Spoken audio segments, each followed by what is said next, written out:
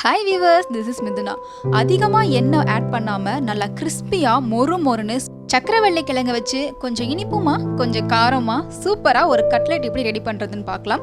First idli பாத்திரத்தில் தண்ணி ஊற்றி நல்லா கொதிக்க வச்சுட்டு இட்லி தட்டை வச்சுட்டு ஸ்வீட் பொட்டேட்டோவை அங்கங்கே அடுக்கி விட்டுருங்க. ஒரு 10 நிமிஷம் நல்லா ஆவியில் நல்லா பாயில் ஆனோடனே இது மாதிரி எடுத்து குத்தி பார்த்தீங்க அப்படின்னா அழகாக வெந்து வந்திருக்கும்.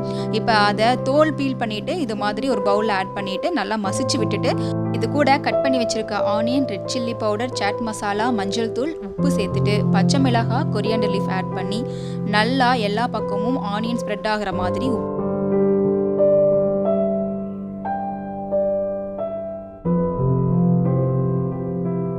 கோகோனட் ஆயிலாக இருந்தால் பெட்டராக இருக்கும். கொஞ்சமாக ஆயில் ஆட் பண்ணி இதில் ஒவ்வொரு பீஸாக எடுத்து செட் பண்ணிவிட்டு ஒரு 5 நிமிஷத்துக்கு அடுப்பு லோ ஃப்ளேமில் வச்சு மூடி வச்சுருங்க. இப்போ 2 பக்கமும் திருப்பி போட்டு எடுத்தீங்க அப்படின்னா ஃபைனலாக இது மாதிரி ரெடி ஆகிடும்.